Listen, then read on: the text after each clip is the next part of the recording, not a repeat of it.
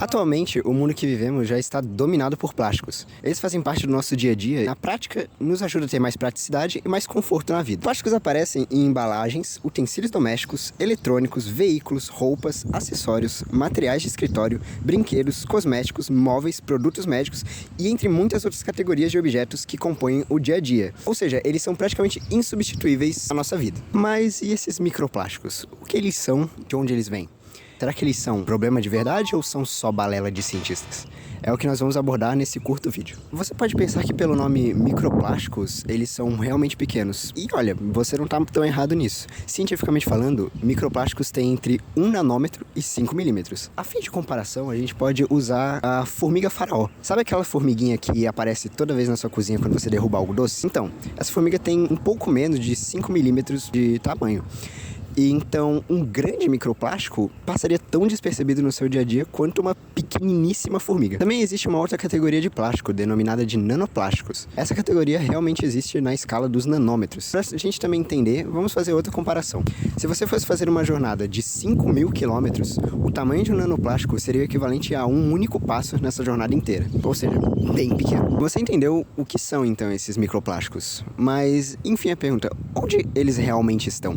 Essa é uma ótima pergunta, mas infelizmente com uma péssima resposta até. Os microplásticos já foram relatados em praticamente qualquer lugar, sendo encontrados em ambientes como o ambiente marinho, dentro de animais marinhos, em rios, amostras da água e até em produtos do seu dia a dia, como água mineral e cerveja. Estando presente no ar que nós respiramos, essas partículas conseguem viajar por grandes distâncias através dos ventos, o que a torna um problema sem fronteiras. Um estudo realizado em 2018 na cidade de Paris relatou a presença de partículas de microplástico na precipitação atmosférica. Isso representa por dia um número entre 2 a 355 partículas de microplástico por metro quadrado, muitas delas sendo provenientes da produção de tecidos sintéticos. Nos oceanos, a situação é ainda pior. Estima-se que cerca de 12 mil toneladas de plásticos não recicláveis sejam descartados no mar anualmente. Estando no mar, as partículas mais densas tendem a se acumular no fundo do oceano. Lá embaixo, a ausência dos raios ultravioleta do sol e as baixíssimas temperaturas fazem com que a degradação desses plásticos se torne ainda mais lenta. Com o tempo, todo esse plástico vai se solidificar, formando uma verdadeira camada de plástico no fundo do oceano. Os microplásticos já foram encontrados em diversos animais marinhos, incluindo animais de topo da cadeia alimentar, como baleias e tubarões. No entanto, evitar o consumo de peixes e frutos do mar não garante proteção contra a ingestão dessas partículas, já que os microplásticos podem se depositar em alimentos e consumíveis simplesmente pela exposição ao ar. Ou seja, todos nós, simplesmente por existirmos no século XXI, estamos suscetíveis à contaminação por microplásticos. A poluição por microplásticos vem aumentando ao longo dos últimos anos.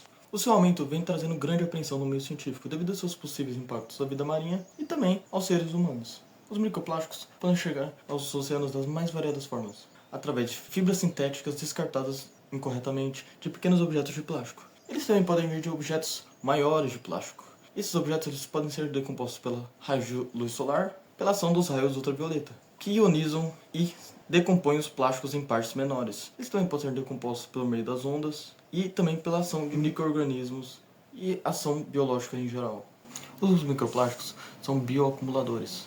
Eles podem ser acumulados na cadeia alimentar. E o ser humano muitas vezes está no topo da cadeia alimentar, o que faz com que os seres humanos consumam muito microplástico comparados aos outros animais. Você sabia que, sem perceber, você acaba comendo um cartão de crédito toda semana? Isso não é exagero, é ciência. Com o consumo desenfreado e a poluição cada vez mais crescente, os microplásticos invadiram nosso cotidiano. É quase impossível escapar deles. Estão na água, no ar e no alimento que ingerimos. Mas o impacto disso no nosso corpo é tão assustador quanto surpreendente. Quando você come um peixe, por exemplo, você come os microplásticos que estão dentro dele. E esses microplásticos, esses pequenos pedacinhos de plástico, estão em praticamente tudo. E o que acontece depois? Eles se espalham. Pesquisas mostram que microplásticos podem alcançar nossa corrente sanguínea, afetando tudo o que tu pode imaginar. Coração, pulmão, órgãos vitais no geral. Já foi encontrado microplásticos, inclusive no sistema linfático. Pra quem não sabe, sistema linfático é quem nos protege de doenças, nos tornando mais suscetíveis a milhões de doenças. E no sistema digestório, eles acabam se acumulando, podendo causar problemas gravíssimos, incluindo câncer de estômago. Em testes feitos com trabalhadores chineses da indústria textil, foram observados uma crescente maior em desenvolvimento de câncer de estômago. E tem mais, os microplásticos carregam em sua superfície metais pesados, químicos, inclusive micro-organismos patogênicos. Uma vez dentro dos nossos corpos, essas substâncias podem causar desequilíbrios hormonais, inflamações e danos celulares. Mas tem mais. Microplásticos já foram observados dentro de placentas humanas e inclusive no leite materno. Isso levanta sérias questões como os microplásticos afetam a fertilidade humana e o crescimento dos nossos bebês. Nos homens, os microplásticos podem afetar a qualidade e a quantidade de espermatozoide, podendo levar à infertilidade desses homens. Nas mulheres, os microplásticos alteram a produção de hormônios, alterando o desenvolvimento do feto, causando perca de peso e diferenciação na expressão gênica. E o futuro? Os dados completos ainda não estão em nossas mãos. Mas de uma coisa é certa, estamos dentro de uma catástrofe invisível, mas profundamente alarmante.